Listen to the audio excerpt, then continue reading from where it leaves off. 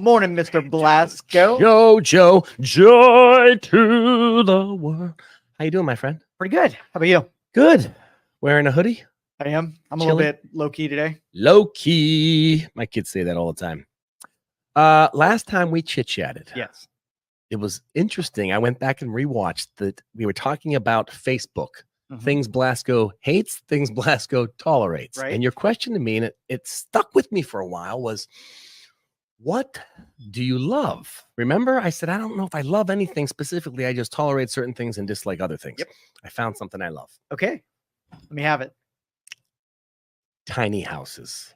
You love tiny houses. I think, and I tell my kids this all the time, one day I truly can see myself living in a tiny house. So there are different forms of tiny houses. Some are on a trailer where you could hook it up and transport it here and there. Some are actual houses with a little foundation that become tiny houses. There is a Facebook page called Tiny Homes, and I follow it. And every time one of those tiny homes pop up, it's a warm, nice, intimate setting, and I love it. So I found something I love on Facebook. Well, I'm intrigued. What about a tiny house does it for you?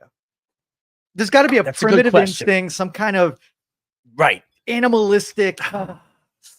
I think sometimes when they show the pictures of the tiny homes, the way they're decorated is perfect, and it's the surroundings. Sometimes they're in a forest and there's snow falling, and I think I'm attracted to that. I like the minimalist of the tiny home where I have a kitchen, I have a bathroom, I have 2 bedrooms, I have a living room. Really, what else do I need? Now, my kids always yell at me. They go, what about when the grandkids come around and this and that? I go, there'll be room. I'll put bunk beds in one of the tiny home rooms. I think it's the coziness. So coziness, number one, is what attracts me to the tiny house. And the fact that I just kind of feel comfortable. I don't know. Can you ever do a tiny house? I think you could do a tiny house. What? Could you do a tiny house? I could totally do a tiny house. Yeah, because you do the RV thing. And it's like a little tiny house on wheels. Right. So, but I'm thinking that I think caveman Brian would pick a tiny cave because it's protected. There's less room to defend against. There's predators have a less chance of killing you. And you can see all of your surroundings. So I'm thinking you feel safer in a small house than a large house. Maybe you tapped into something. I think you're like a psychologist. All right, so safety, coziness goes along with safety. You can be more relaxed. Right. You're no anxieties or less anxieties. Because when I think about the house I have now is not huge. I mean, it's 3 bedrooms, basement, upstairs, downstairs. But I only find myself in one room, the living room, on the couch, watching TV. You know what I mean? I'll venture to the kitchen, but if the kitchen were right next to my living room, like in a tiny house setting, I mean, some of the tiny house pictures I'll show you after we get off, they're just gorgeous. And I think I could do it. So it's 1 o'clock in the morning. You're in your bedroom. You hear a noise downstairs. If you had your cozy tiny house, you wouldn't have to go get up out of bed and go inspect. That's it. Right. Because a lot of how those convenient bed lofts are up there. Yeah. No, I find security in a tiny home, and I think I could do it. Do you think, like my kid had an idea when he was probably 8 or 9 years old, that he wanted to just do endless building of tiny homes for homeless people. Everybody gets a starter place. We drove through Pittsburgh one time and he saw all those tent cities underneath bridges and he felt really bad for people who didn't have a home. So do you think everybody needs a cave? Everybody needs a home? I think for security purposes, and I don't mean security with regards to threat from other individuals. I just think for your own self-being, your own self-worth, I think you feel good about who you are if you have your own piece of property. So yeah, I think that ties into someone's self-esteem. The fact that you have your own place that you can call home, because someone who is homeless is not sure where their next night may be spent. Maybe it's this area and all of a sudden this area gets, evacuated, so you have to move now to this area. So I think a sense of security, most people want that, whether it's in a home, a car, finance, so on and so forth. So does this feel exciting to you? So a guy that I know on Facebook said, I am done with Ohio. I am going to California. I don't really have a plan. I don't have a job lined up. I'm going to take my sleeping bag and I'm going and living on the beach until things start working out. Does that make you incredibly excited for the prospects of what are going to happen? Or do you have some reservations that this might be a bad choice? Incredibly excited. Incredibly excited. I have always said people who are homeless living in Cleveland, Pittsburgh, and I see them sleeping on the grates where the heat and smoke are coming up in the wintertime. Mm-hmm. If you're homeless, then take a walk. And if that walk takes you 2 months to get to California, at least you'll be in a place that's warm. Right. That's the way I look at it. I always think, why? And then I think, well, some homeless people do have families still in an area. But then I think, well, if you really have a family in an area still, why aren't they housing you? Why aren't you with them? I met a guy named Dennis East. He was a homeless guy. I was living in Little Italy. This was the mid-90s, and I befriended him. And my other buddy, Marty, and I both befriended him. And we'd buy him food. We'd take him to dinner. We'd hang out with him. And he had a family in Cleveland. They just didn't talk. He was a good dude. He was homeless, but lived most of his evenings in like a rescue mission kind of shelter place. And I asked him the question, I go, why can't you go with your family? What is it that's stopping you? And part of it was, he had burned some bridges, so they didn't trust him as much to have him in the home. There were drugs and things of that nature involved, but he was a good dude, and it kind of broke my heart. And I always think, what the hell happened to that guy? Because I eventually moved out and we parted ways. But yeah, if I were homeless living in Cleveland or inclement weather place, I would move to California, and I'd be thumbs up for you. Yeah. Okay.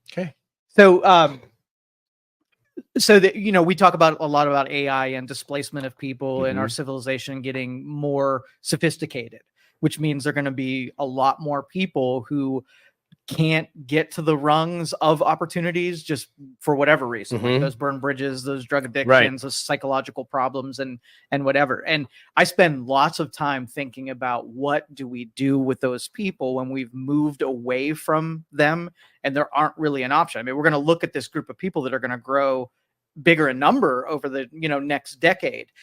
So your courtship with someone who was in that predicament, there was no easy solution. There's not like one pill that gets him back on his feet again, right? Right. And I couldn't even invite him to live with me because I was already living with 3 guys. I was living in a closet, basically. I slept on a couch for a year and a half. Yeah. I don't know what the answer is or the solution is. Because if you can't be a contributor because everything is too complicated now for simple circumstances to assimilate into, that's a rough thing. Like, we want to assume somebody's going to tackle that idea, but I don't necessarily, aside from like, there's a bunch of dystopian movies that take people that are homeless or don't have any skill sets and they put them on a treadmill, and the treadmill generates electricity for the robots. Right.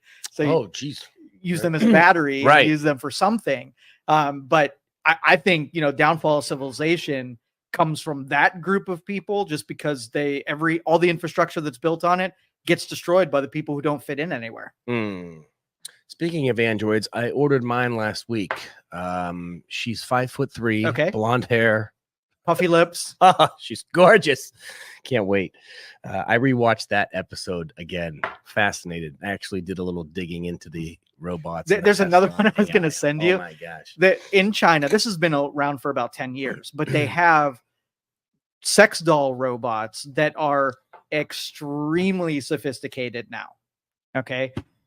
And it takes what we know androids are going to become. And now I can show you that they absolutely unbelievable. Exist. Yep. Unbelievable. That's going to be wild. Now, what about a marriage? What happens if someone there are people who fall in love with inanimate objects. Like, I see episodes where the dude loves his car and this person loves whatever. How do you think the laws will go with regards to if I want to marry an android? Well, first, Nikola Tesla, he was in love with a pigeon. Right. I remember you told me that. So yes, when you got to think, like, what is the utility of marriage, right? Is it family, creating kids, supporting civilization? If we have all these analogs that take the place of that, then there really is no utility in those relations. It's just carnal. We do what feels good, and we don't need families anymore. And then you get population decline. And then we go extinct. That sounds like the inevitability. That's one way to look at it. You're right. if more people started moving in that direction than in the traditional values and ways.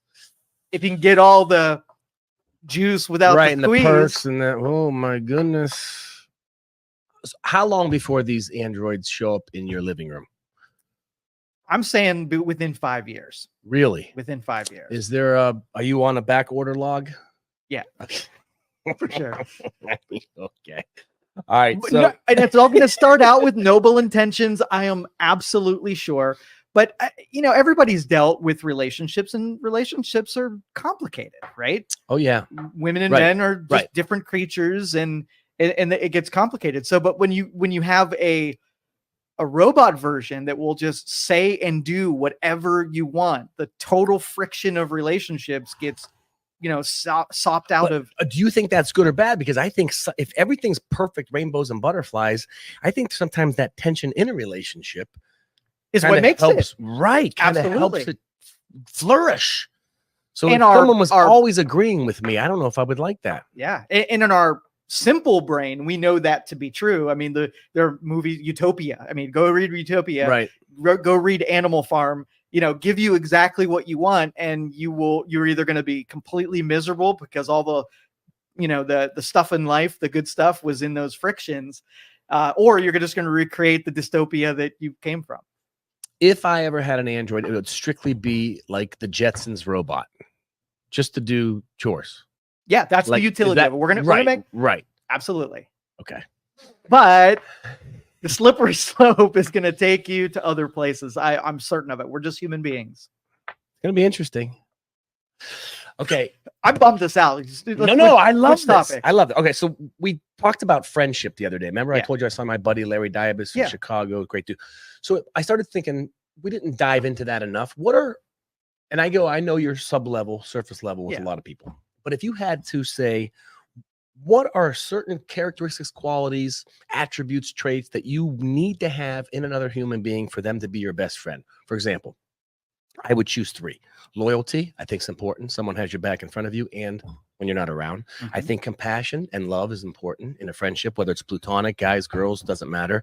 And I think honesty. So if I had to choose 3 characteristics that I need in a true friendship, it would be honesty, loyalty, and compassion. If Joe Danier had to pick 3 characteristics that he needed in someone else, not your wife, just a friend, what would they be?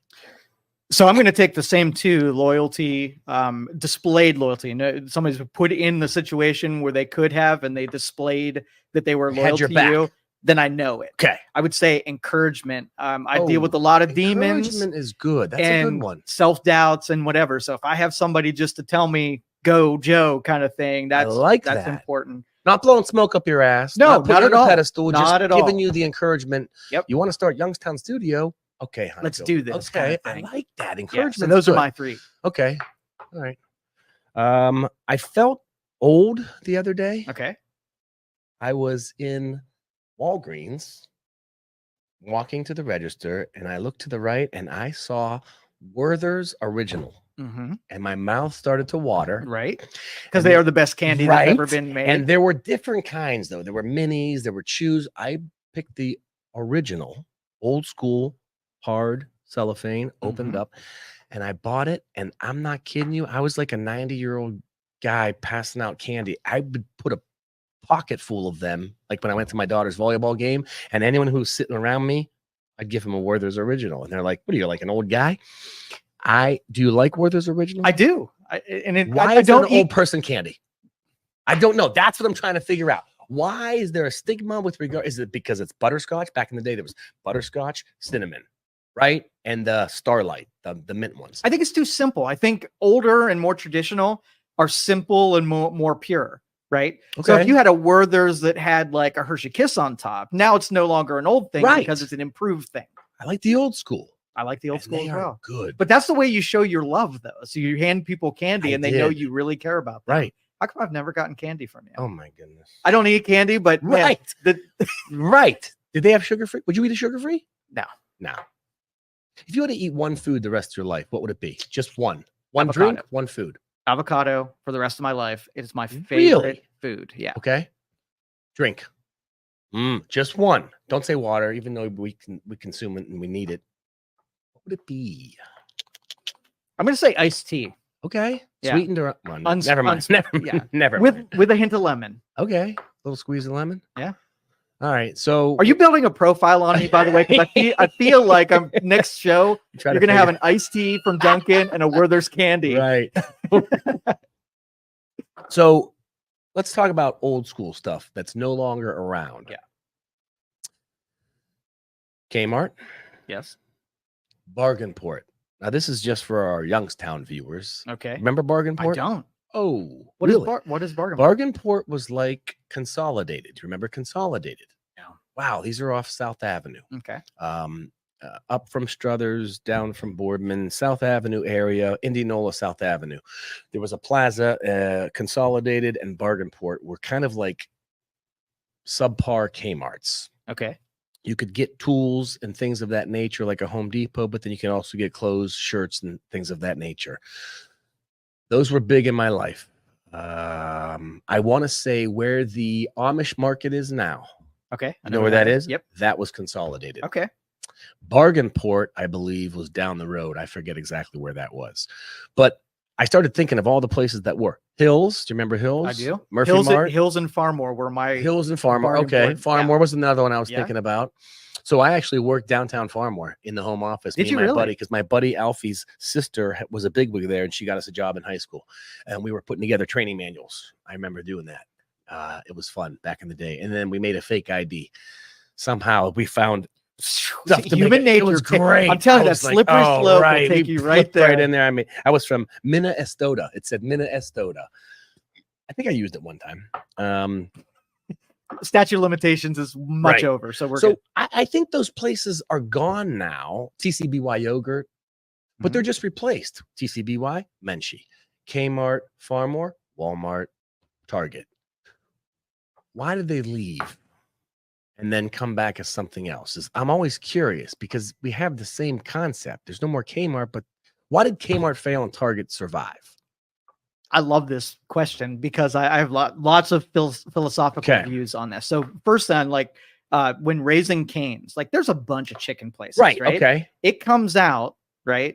There are cars It was like around the Second building. coming like, of the Lord. Absolutely. Okay. And now you fast forward and the new thing is always really sexy to us. Okay. Right. So even if let's just say I was running Hills, right? And it had, the brand awareness, everybody knew where it was. They knew what we sold.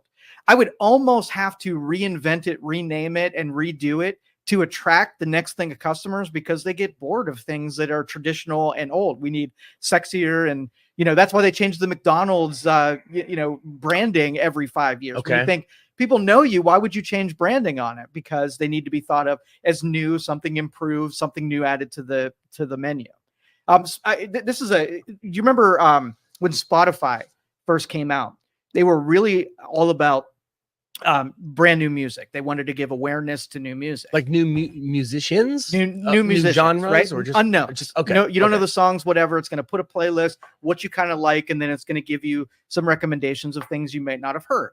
It failed huge, right? Oh, okay. Because when we listen to music, right, we need something that we can recognize in order to like that kind of music. But one day on Spotify, their algorithm had an error and it started playing more known music, some of the stuff you already knew, sandwiched with stuff that you didn't know. Okay. So it was more appealing because we did get new stuff peppered in there, but we needed the stuff we recognized and knew. Secure. Exactly. So we learned something about psychology there. Okay. Where we love new, but we really like what we know and are familiar with. Pandora, is it still around? I think so. Because that was the original, wasn't it? was. Pandora was the original, and then Spotify, and then Yep. there's Apple Tunes and all that stuff now. Wow. All right. So do we think sometimes so from a Kmart closes, Target opens, could some of it be distribution from where they're getting their goods and services, or is it? I think they just lose their brand appeal as time goes on. Okay. And because everything's commoditized, everything they're selling, so is everybody else. It's not like there's a lack. If you want to go buy paper towels, it's not like you have a lack of choice of where to go to get, paper towels or a CD or whatever. Right. So it's about like where you go and where you feel like, you're cozy and comfortable. Cozy and comfortable. Maybe they have tiny retailers Oh, that'd be great. Walk in, one loop around. That's with your it. Buggy, You're and out of done. there. I love it. So I was just gonna say something. I forget. Crap. All right, let's move on. Okay.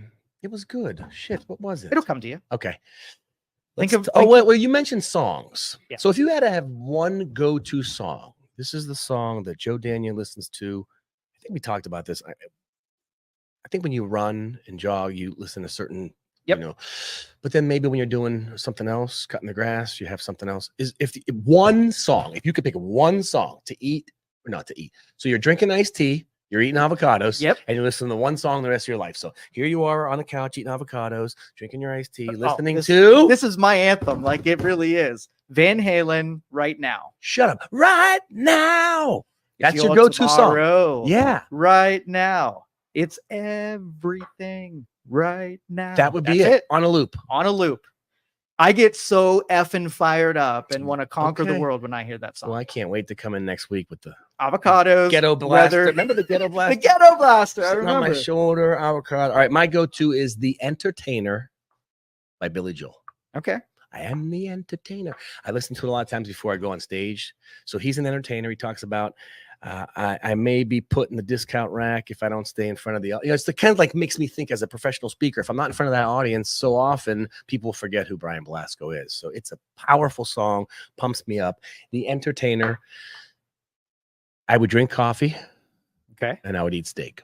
Steak. Okay. So steak, coffee, Entertainer. Have you ever tried to eat steak back to back to back to back to back to back days? Maybe 2 days in a row, but no more. I want you to try it and make sure that this doesn't change because Okay. I did the carnivore It's a diet. good idea, right? Did the carnivore diet and When I was did this? it's all meat. Okay. That's all you eat. No, nothing else but meat. and Chicken, drink water. chicken, Chicken, pork. yeah.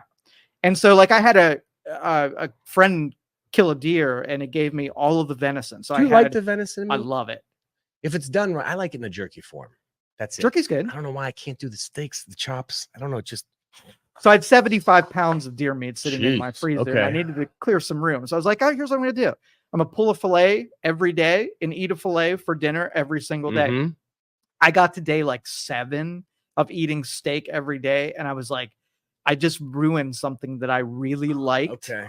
because I did it with Too much. Too much. And it was okay. So I had to switch up fish, chicken. I Steak, probably would, fish. even though steak and coffee would be my go-to for the rest of my life, I probably would get eventually tired of it, obviously. Yeah. Based And on well, what you so just said. avocado is the same thing where it became my staple lunch and I did it for like 30 days and I never Got never tired of ruined it? it. It never changed what it was Did to you me. eat it with toast or Nope, cracker? just straight up. Straight up. Straight up. Like Paula Abdul. Just straight up. Straight up. Now tell me, do you really? I was jamming the other day in my car to myself. I hope to God no one in Youngstown saw me. Madonna. You were hitting Madonna. Borderline, 1984. Okay. I don't know why that song came on, and I thought, Borderline.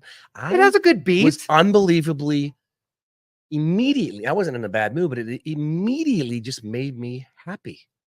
Borderline. Yeah. You know what? I was in the car with my kid the other day and usually I listen to my playlist, but I decided to put his playlist on. Okay. And I was listening to all the tracks that new music is using. And it sounds so 80s. It's not even funny. Really? They're They're sampling. just reverting back to. Heck yeah. Well, I remember that one time you showed me the 4 chords or Yep. whatever. I Oh, was yeah. blown away by that. Yeah. Was it Yeah. a good playlist that you have? It was all right. I was all mean, right. yeah, I like more rock side of things. Okay. And a lot of the stuff is kind of a weird mix now. Half like R&B hip hop, but then there's some stuff like Imagine Dragons type of music. So it's a weird hybrid. It takes some getting used to. But Well, it's kind of funny you said that because Post Malone was kind of like a rapper dude. Now Right. he's doing a lot of country. Yeah. Like a lot of country. He's kind of like morphed into this, which I think is kind of cool if you can parlay them both together. Yeah. All right, one more thing and then we'll wrap it up. Hackers online. Yes. I know you're big on that. Mhm. I got hit on Sunday. By I the know. way. I saw that. So Yep. it made me honestly think, let's give some good advice. Heck yeah. Not that the advice we give is not good. With regards to changing that password, was that Microsoft Word or whatever you did, you needed to change your password? Or Okay. no, so- yes or no? Did I read that So wrong? here's the thing, like passwords are so incredibly insecure that that's not even really a thing anymore. It is so easy to get bypass passwords now. As a hacker or as a user, like if you're depending on a password to protect you, you're screwed. Bad. Yeah. Okay. So everything I have has two-factor authentication. Okay. So you have a username, you have a password, then sometimes it will like text you to see if you're I've there. had that happen. And then they have applications that generate like a 6-digit number every 30 seconds or whatever. And if you install it on your phone, it's the only place that exists. Okay. That 6-digit number only on that phone. So when you try to log in, it asks you for what's on your phone. And if you don't have your phone, then you can't get in. Okay. That is really the only way to do it. Even if you're doing the text messaging, they're cloning phones like crazy now. So someone can be over somewhere else and get that text. Yep. And answer it as they were you. Yeah. They're getting all your text messages, anything that's coming to your phone, they can clone and receive all of your stuff. So it's not even a really good way of using two-factor. So what's the best way? Two-factor authentication. How do you go about doing that? Pretty much everything from banking, Facebook, X, all of that stuff. If you go into security settings, it has two-factor authentication. Microsoft has an authenticator. Google has an authenticator. You want to set that up on anything and everything. Okay, I need to do that. Absolutely. Yeah. So here's how they did it Sunday. This was very sophisticated. Okay. So are you familiar with Coinbase? No. Okay. It's a banking financial institution, but they're most notable for Bitcoin transactions. I've heard of that. Okay? All right. So I got a call from an automated system and said, from Coinbase, say, this is Coinbase. Our security department has detected a login from your account. If this was you, hit 1 or 2, right? Yes, for this is you. No, it wasn't me. So I hit 2. About 5 minutes later, a human being called me from a Cleveland number and said, hey, this is security department from Coinbase. I saw somebody was trying to transfer stuff out. And number one, they don't call you. They don't. Okay. Okay. Number 2, they started lecturing me on not having two-factor authentication. It's very insecure. Right. Okay. And I know that this is a scammer. It's not really Coinbase, but it's sounded like it. It looked like it. They said all the right things. They didn't ask for any information. So this is a multiple pronged attack. So the first call meant to just let me know about something. Put you at and they hung up. ease. No social security number. Okay. Then they called me yesterday. Right. And they said the same thing. Hey, we noticed one Bitcoin was trying to be transferred. We're going to lock down your account for a couple of days. Let this, whatever. So today I am 100% going to get a call from them. And now is where they've set me up to give them the information they were looking for. Right. Whoa. Okay. And if it weren't me, if it were somebody else, it would have totally worked. Right. But I used it to go back through all of my accounts and make sure I had two-factor. And I was clear, right? Somebody was trying, but nobody was successful at getting in. What are you going to say to them today? I'm going to record it, okay. and I am going to MF them all to hell. Okay. Like now I'm pissed, and they're going to get coming for you. Oh yeah. Who are you? What's your name? Where are you at right now? I have an explicit set of skills. What's he say? Yeah. From, yeah. Liam Neeson. I have a specific I'm going to Liam Neeson on him for sure. Go Liam Neeson. Get him. All right. So two-factor authentication. Okay. All right, folks.